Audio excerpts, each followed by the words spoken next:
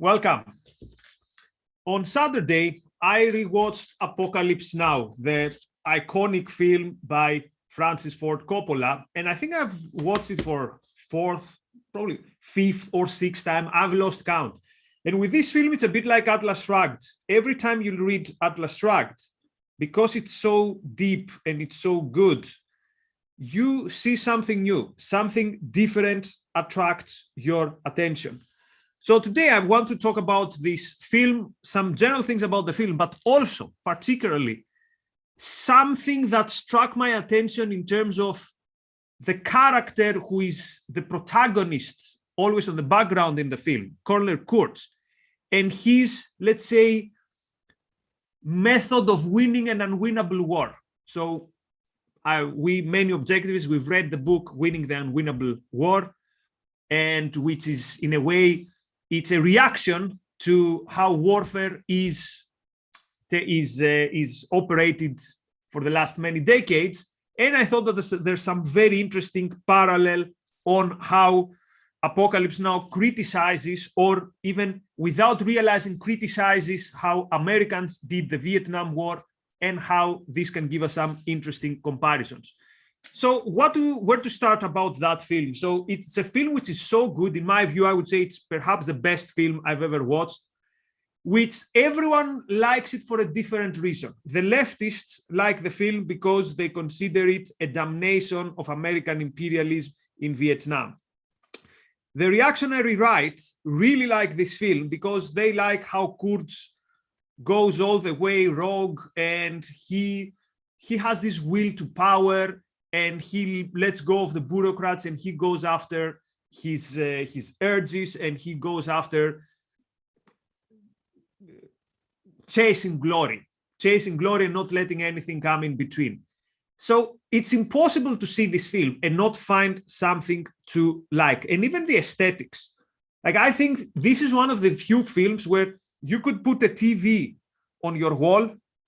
Like, you know, some people have, like, instead of having a drawing on your wall, you can have a screen and you can have Apocalypse Now playing 24/7. It's a spectacular aesthetic spectacle. So I encourage you, if you haven't watched it, to watch it anyway. Perhaps the first time you'll watch it, you're not going to notice many of the things that we're going to discuss today, because you're going to be so overwhelmed by the sound, by the picture, and by the plot. I'm going to talk about the 3-hour version today, the Redux version. And it's a film that, even though it lasts 3 hours, the first version was up like 2.5 hours, because it's such a simple structure of a film. So we follow a US officer who has a mission to find and terminate the command of Colonel Kurtz. And from the first 5 minutes of the film till the end of the film, it's a very linear process that he goes from point A to point B, and we follow this trip. And again, there have been so many things that have been, there has been so much analysis about this trip. It's a trip, some people say, to a primordial past.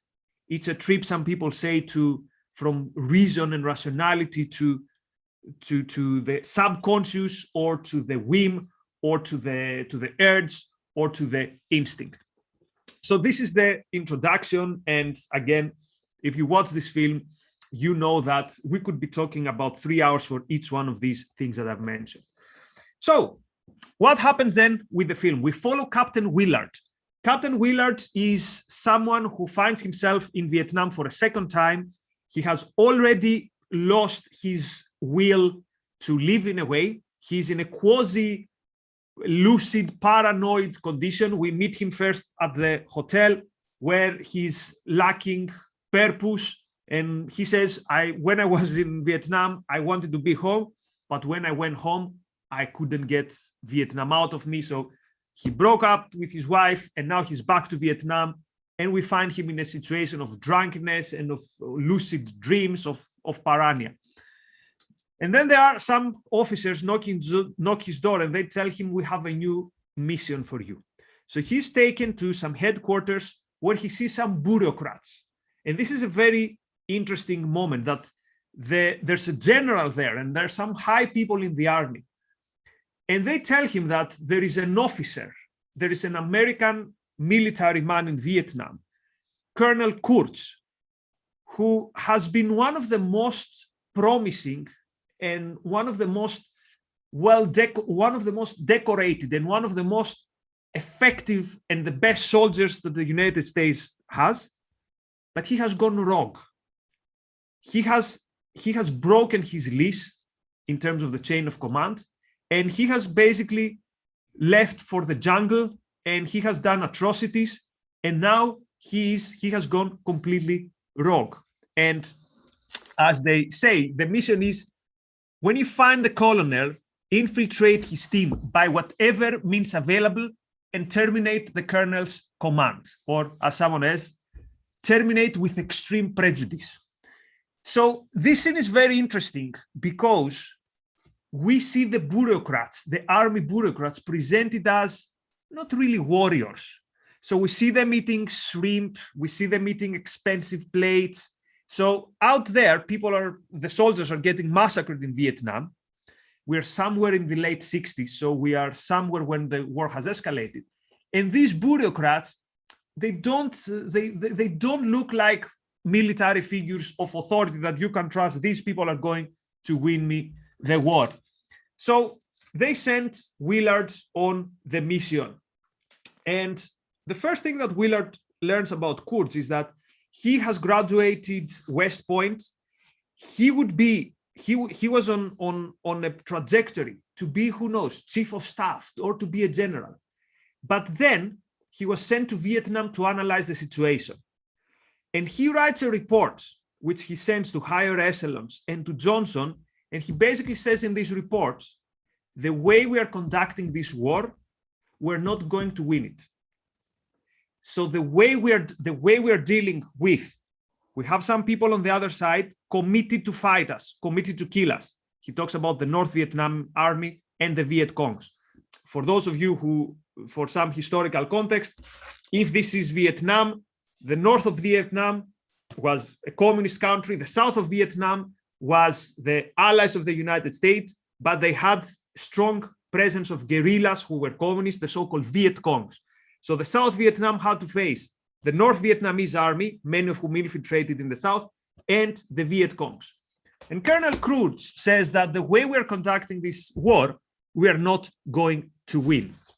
So from the very beginning, Willard gets a bit interested in this Kurtz guy. Wait a minute, this guy is very decorated, and this guy is telling us that basically we're wasting our time here. And Willard sympathizes with that because he was, again, very alienated, almost nihilistic. He doesn't believe that there's anything anymore to live for. And the fact that he has a mission gives him a reason to go on living a bit more.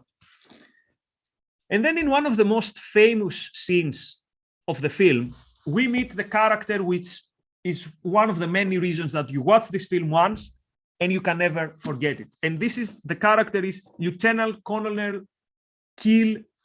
Bill Kilgore. It's the guy who says the famous line, "I love the smell of napalm in the morning." So why is Kilgore very interesting, again, in terms of how we understand war? Kilgore is this bombastic, larger-than-life figure. He's wearing a cowboy hat. He's doing whatever he wants.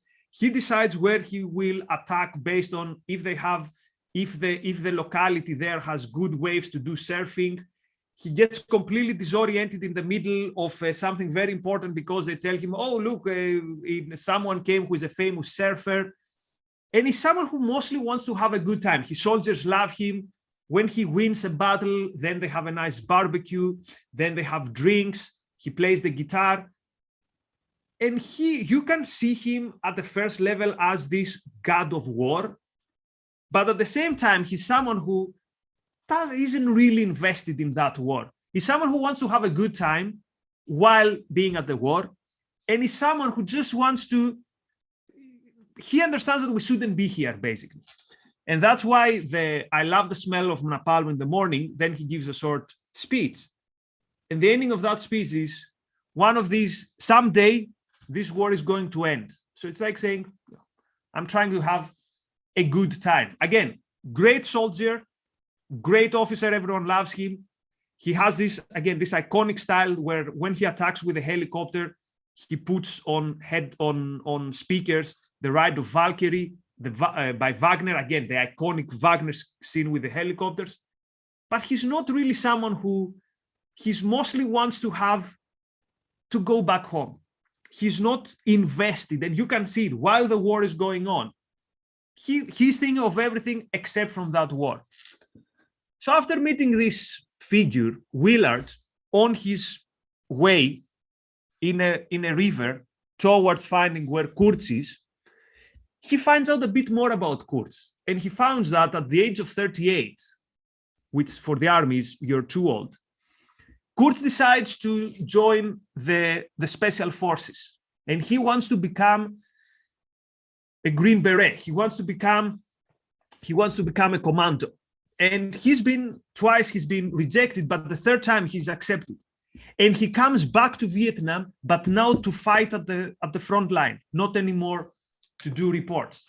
And one of the most important scenes, again, to understand how Kurtz thinks, is when Willard reads the dossier, the reports from Kurtz.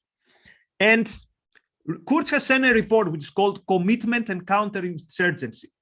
And there he says, quote, "Our officers and troops are dilettantes and tourists in Vietnam. Rock and roll, beer, and good food are the expected amenities." And what he says is that, I'm paraphrasing actually, he says that while our officers are here as tourists, they come for a year and then they go back, or as we give our troops nice food, nice music, we're basically telling them, look, we understand you don't want to be here. That's why while you're here, we are going to give you a good time. Kurtz realizes that this is not how you fight a war. Kurtz realizes that this is a compensation mechanism for the fact that no one knows why they are in Vietnam. So he says, if you want to win the war, become serious about the war. And this reminds me a bit Rand's analysis on the Vietnam War. He says, I don't think it's a war that we should have fought, but it's ridiculous that since we decided to fight it, we don't fight it with all the means. And we will see how Kurtz gets to that point. So Kurtz becomes disillusioned, and then he comes back to Vietnam on the ground, now as a commando, and this is when he starts getting completely rogue. We find out, for example, that he goes beyond the protocol. He finds some people who are clearly enemy spies, and Kurtz, with very informal procedures, executes them. And when he executes them, the Viet Cong activity in that area becomes completely non-existent. So we find out that from the reports that probably he did the right thing. But the army is not happy about that. The army are bureaucrats who want to follow rules of engagement, all the procedures. And this is what Kurtz doesn't like. Kurtz doesn't agree that we are dying here and we are killing here, and all this just to follow rules of bureaucrats without going for the essence, without going for the actual kill, how to defeat the enemy. And someone can say, wait a minute, how can Kurtz feel alienated by the fact that the United States are committing atrocities and at the same time feeling that the war is not fought in the right way? And these two things are not contradictory. This is exactly why Kurtz starts losing it and is alienated and went wrong, because he says, wait a minute, I'm killing people here. I'm killing people who have no idea why. I'm not sure what I have against them. But at the same time, my hands are tied and I cannot win this war. And this is the premise that Kurtz will not accept. So at that point, what we hear is that he has created a tribe around him with locals and some people from his corps. And he has descended into the jungle, further in the jungle. Actually, he has crossed the borders with Cambodia, and he has set his fiefdom there. So then what happens is that while Willard, the captain who is on the boat with a small team to go and find Kurtz, as he's reading these reports by Kurtz, who says, we're basically a joke. We are here and we're drinking beers and having parties, and this is not how to win a war. He looks around him and he sees his troops, his 4 people who accompany him, they listen to Rolling Stones and dance. Either they're completely stoned and high from weed. Another one is doing water skiing. And when a friendly boat approaches, they play chicken, and at last minute they don't collide, and they throw flares to each other, which actually damage the boat. So Willard, the guy who is supposed to go after Kurtz and terminate Kurtz's commands if he can find him, starts thinking, wait a minute, Kurtz has a point here. And of course, he doesn't put it into words, but we see that he starts becoming more and more fascinated with Kurtz. So then he reads about another officer who went out to terminate Kurtz's commands. But that person actually got so fascinated with Kurtz, as he's also about to get fascinated with Kurtz, that he decided to join Kurtz. He found him, but he didn't kill him. He found him and he stayed with Kurtz. And he sent a letter to his family, which basically says to his wife, get a divorce, sell the house, or do whatever you want. I'm never coming back. So as the film goes on, Willard and the boat descends further and further and further in the river, further in the darkness of the jungle. And every stop the boat makes is a stop towards further decadence and further despair. One of the stops is at an American base where they bring 3 Playboy bunnies. Today we would call them probably playmates. And they're doing some dances and all that stuff, supposedly to entertain the soldiers. It looks a bit like a decadent kind of production, but no one is actually enjoying it. So the soldiers are getting bewildered by the spectacle, and they attack the bunnies, probably who knows what for, to assault them or whatever. And you get this idea of decadence, that there's no glory here. Not only there is no glory, there's absolute decadence. And then as they go deeper in the river, it's as if they're descending to hell. There's that one of the most brilliant picturesque photography scenes in Hollywood, where there's this B-52 which has fallen in the river, and they pass through it, and it's like there has been the end of it's like at the end of the world situation. And the next outpost they find is a step further through hell. We have American soldiers who are fighting. It's the bridge scene, for those of you who have seen and remember. They're fighting with Viet Congs, and what happens is they take over the bridge, they send a report back that says we get the bridge, and then the Vietnamese destroy the bridge, and every day, the same thing. And Willard stops there to get some petrol or something, and he tries to find who is in charge. And there's no one in charge. These American soldiers are there in a completely dramatic and tragic situation, and they're almost forgotten there, at the edge of the jungle, at the edge of the American outpost. And they're forgotten there, and they just have to fight an enemy, having no idea why, and having no hope to win, which again, I think it's a very, very telling parallel with modern warfare. You have no idea where you are forgotten there, and you have no plan to win. And there is nothing which will be considered a victory.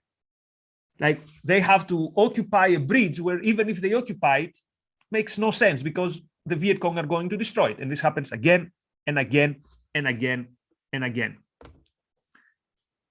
So let's make a pause here. Thank you very much, Marilyn, for your kind words. So if you haven't seen the movie, I will not spoil the ending, although the point is not what happens at the end. Again, this film is so good to watch that what happens at the end is not so important.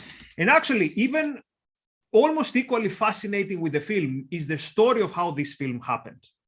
The story of all the adventures. So Coppola almost became suicidal because of this film. He had to put his own property in mortgage to finance it, because there were all these delays. It was shot in the Filipino jungle, and most of the crew would show up completely stoned and high out of their minds.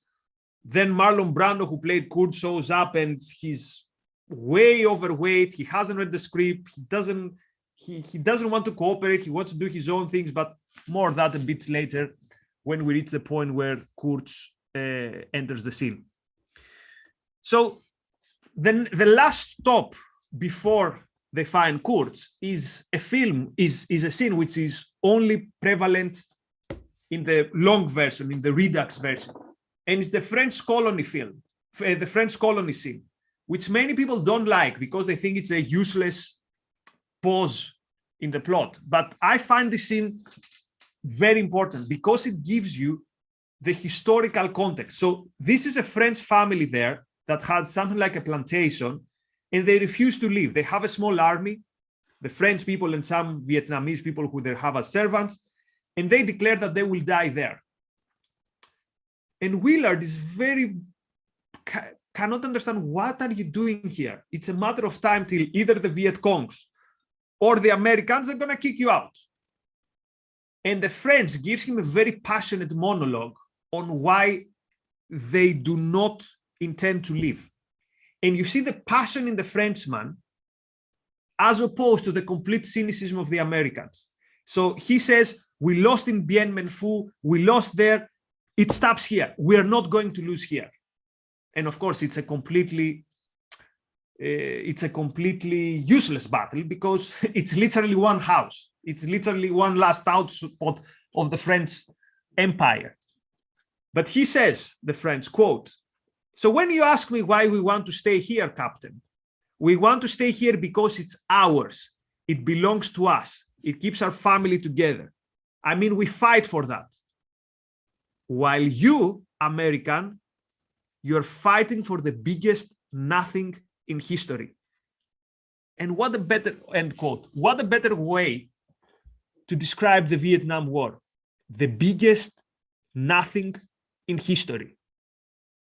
And not only the biggest nothing in history, the biggest nothing in history where you have to go and fight and kill in horrendous ways often with napalm blowing up villages. And you don't know why you're doing it. And you're going to a war where the fatality rate for the United States was 1 in 10%. This is a huge fatality rate. And you know that psychologically that war was hell. The Viet Cong were masters of the psychological war. They had these traps. They had these methods where they could weight you in the water, breathing with bamboo. It was not a nice war to be in. Let's put it this way. And for what? For absolute nothing. So he leaves the French. They leave the French plantation, and then they get to Kurtz. And when they get to Kurtz, when they approach from the river, you see a fiefdom of excess, of violence, and of primordial instinct. You see people hanging. You don't know if he hanged them dead or alive. You see bodies decomposing. But Kurtz is not there. The person who is welcoming, quote, welcoming the boat, actually welcoming, is a hippie photographer, played greatly by Dennis Hopper. And I find this hippie figure very telling and very interesting. Of course, Dennis Hopper plays this figure while being high, so he's improvising, but he's great in what he's doing. What I find interesting is that the hippie, supposedly for peace and all that stuff, is fascinated with Kurtz. The hippie is the #1 disciple of the reign of terror of Colonel Kurtz. So Willard says, I want to talk to him, and he says, no, you don't talk to the colonel, you listen to him. He's such a great man and all that stuff. And I found it interesting because in a way, that's what the hippies were about. The hippies were ready to surrender to anything. On theory, on level, the hippies were, we don't want any masters. But because they were such second-handers, because they did not stand for anything, it was very easy. They would be very easy to be absorbed by a different narrative or a different master. My favorite Jacques Lacan, the psychoanalyst moment, is when during May of '68 he would see the rebels in the streets, and he would be disillusioned that they have no program, because they did not have any program. Allegedly, he said, "You are looking for a new master. You will find one." And this is how I see the hippie. And also the hippie, who is supposedly, for love and peace. As Willard goes towards walks into the fiefdom of Kurtz, he sees severe heads literally paving a way. So the hippie says, the heads, yes, the heads, you're looking at the heads. Sometimes he goes too far, but he's the first one to admit it, which also reminds me a bit like, the peace-loving and humanitarians of the left. It's like, yeah, sure, 3 million dead, or some millions in gulags. Mistakes happen. What can we do? What can we do about it? So that's why I find the hippie, the Dennis Hopper figure very, very, very, very fascinating. So just before we meet Kurtz, so that we have this dramatic pause, another super chat. Thank you very, very much, Robert, for your contribution. Kids and others who don't have the excuse of youth think things have never been worse than now. They know of, but can't imagine the draft. Thank you, Robert, because I haven't mentioned the most obvious and important thing. Most of the Americans who were in the jungles of Vietnam did not want to be there. They were drafted. They were there besides their will. So they have to fight a war that makes no sense. They have to fight it in a way that at the same time they have to protect the South Vietnamese. They have to liberate the North Vietnamese, and at the same time to win the Viet Congs in the South and to destroy the North Vietnamese army in the North. And of course, this is something which was impossible. This was something which was impossible. Of course, we have to say, both the Viet Congs and the North Vietnamese army had the aura of national liberation. So they had the political capital, that they were the ones who liberated the country from French colonialists. So they had the moral high ground within that context. Or that was the sentiment in Vietnam. Of course, we'd say that they did not fight for a right cause, but there's no question that they knew what they were fighting for. And of course, we have to also say they had massive support from Soviet Union, which almost everyone knows, and everyone focused on for propaganda reasons, but also from China. And actually, they had even more significant support from China than from Soviet Union. So you had the North Vietnamese being celebrated throughout the world. American students were in the streets protesting. Ho, ho, Ho Chi Minh, NFL is going to win. Not NFL, what am I saying? What was the... Anyway, can't remember. I can't remember what was the slogan for, and the count, how the country was called. National Liberation Front. Ho, ho, Ho Chi Minh, NLF is going to win, the National Liberation Front. In France, the same. You had people, students in the street, marching with portraits of Mao and Ho Chi Minh. Of course, that was the intellectual atmosphere in Europe. And in this atmosphere, you have the Americans being there, having no idea what they're doing. When they would return home, they would be welcomed as baby killers and massacres of people. And somehow they have to fight there. So Dagan says Afghanistan and Iraq were even bigger nothings. Probably Iraq, yes. Afghanistan, at least you had the idea that, well, they attacked us, they facilitated 9/11. In the big scheme of things, yes, they were also enormous nothings. Enric says, Apocalypse Now is one of my favorite films. I saw when it came out. The detailed analysis is great. Thank you very much. So now we meet Kurtz in my view, one of the best scenes in the history of cinema. When, again, because Marlon Brando was overweight and he wasn't super, how to put it, very convincing for a special forces army guy, most of the scenes are shot in the shadows, in the dark, and you can see parts of his face, but it's so brilliant. And we have this scene where he meets Willard, And he talks about, he asks him where you're from. He says from Ohio. He talks about when he was a kid, how he would go there, and there were these gardenias, and he says it was like the heaven had come down to earth in the form of gardenias. And then he asked them, what did they tell you when they sent you here? And Willard says that well, they told me that basically you've gone completely insane and that your methods are unsound. And Kurtz asks him, are my methods unsound? And Willard says, I don't see any method, sir.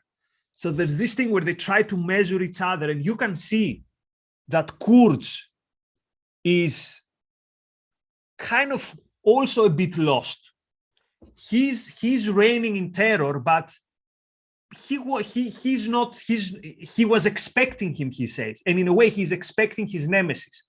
Kurtz realizes that the solution to the craziness that we see out there is not to just follow your whim and do crazy things and be a will to power person. That's why Kurtz is not happy, and in a way welcomes Willard, that I know you're my nemesis and maybe there's a reason you are here.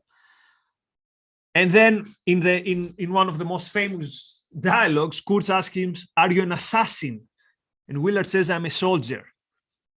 And Kurtz says, you're neither.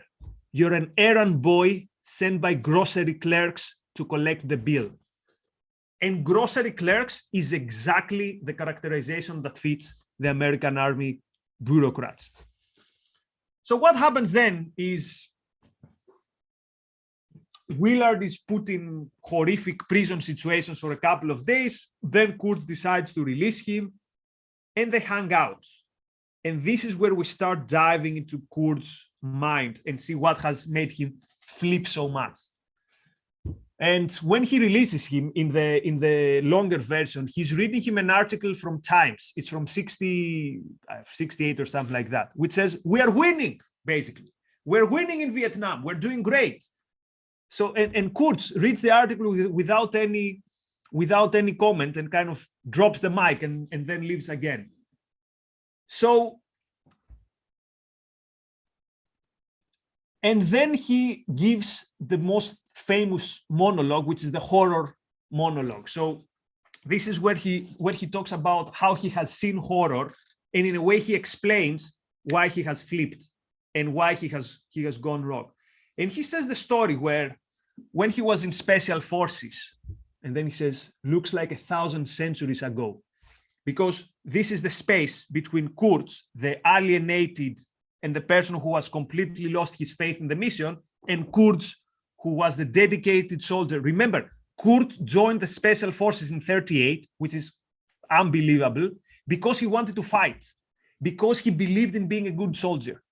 And he becomes so alienated that in his mind, although it was 2-3 years ago, it's like it now seems thousands of centuries ago.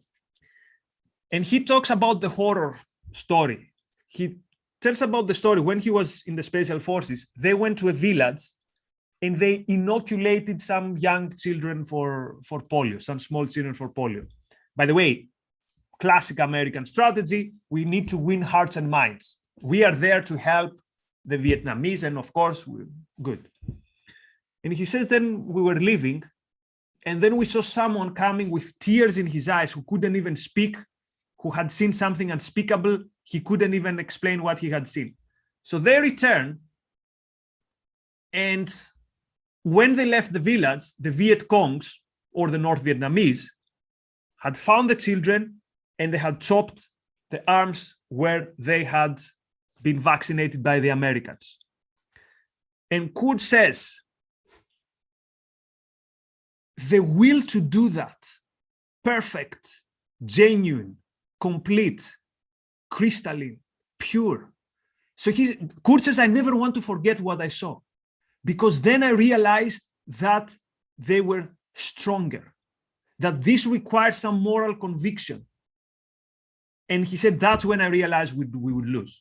Now, of course, we would say this is moral strength, but at the same time, it's completely inhumane. But it makes a point. that they were facing people who knew what they were fighting for. And Kurtz says these were not monsters. These were normal people, but they had the moral certainty. And this is what the United States were lacking. And of course, as we explained also and discussed with the episode we did with Afghanistan and the episode with Elan Journo and the episodes we did with the fiasco in Kabul, this is also the situation today. On the one hand, you have people who are horrible people, savages, whatever, but they have a moral, they know what they're fighting for. And on the other side, you have people who have no will to fight and no idea what they're fighting, and they cannot fight.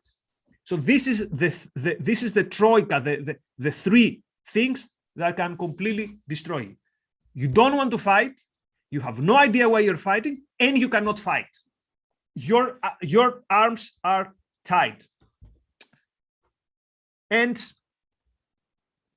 this is why Kurtz has been completely disillusioned, and at some point he lives in his, I'm not going to tell you what happens in the end, but at some point Willard goes through his notes and he sees with capital letters, drop the bomb, exterminate them all.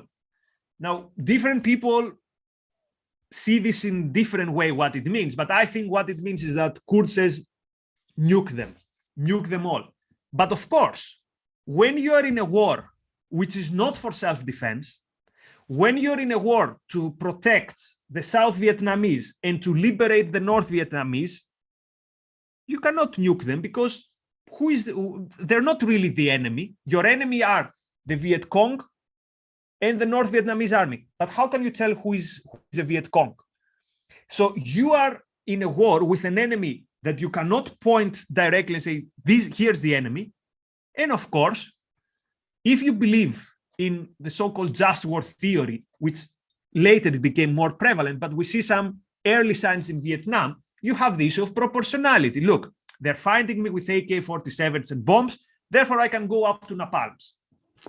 So Kurtz senses that we cannot fight them. We cannot fight them because we don't have the spirit. We have one thing, technological advantage. But even this we cannot do because, again, then the idea is how we are supposed here to help them and liberate them. We cannot liberate them by nuking them. As opposed, for example, when you have a situation where it's clear that this is for my self-defense, like with the Japanese in the Second World War, it's clear that if we keep fighting them, they're the bad guys, we're the good guys. We know why we fight, nuke them. And this is what was not happening in the Vietnam War. And the reason I thought just war theory is because according to just war theory, the war needs to be fought by unselfish means. So you can fight in any way you can fight for anyone except for yourself. You can fight again for the Vietnamese so as to stop communism from expanding in Asia, but you do not fight for yourself. And therefore, you cannot use all accessible means, all possible means. And this is why I found Colonel Kurtz as a, let's say, early critic, in a way, if you think about it, of just war theory. Because he saw the horror, he saw the blood that was spilled, and he knew that that blood was spilled for nothing. No purpose, no will, and no means to win. And that's what made Kurtz flip. Of course, he didn't follow the right path. He knows that he didn't follow the right path, which is why he doesn't shoot on sight Willard when he arrives, because he knows that he's an assassin, that he's someone who came to terminate his command. And you'll have to watch the end to see what happens. So these are some of my thoughts for the film. Again, I could do a 2-hour episode only for Colonel Bill Kilgore, or I could do a 1-hour episode for the hippie, or you watch this film and you don't know where to start. And I'm sure if I watched it on Saturday, if I rewatched it today, I would say, oh, I forgot this, I forgot this, I forgot this. And not because it's a 3-hour, it's because there's so much of essence and so much that is great in this film. Okay, so, oh my, 40 minutes in already. Okay, so that's what I wanted to say about this film. Again, I'm not a film critic. I cannot tell you about the cinematography. All I can tell you is I really enjoyed it, and all I can tell you is, despite the fact that this film is a favorite for leftists, for reactionaries, or for people who are into like how our psychology is going back to the primordial, whatever, you're going to find value in that film, and you will find themes that you will enjoy. And also the music. Like, it's very rare that you find a film where the music and what is happening are synced so nicely.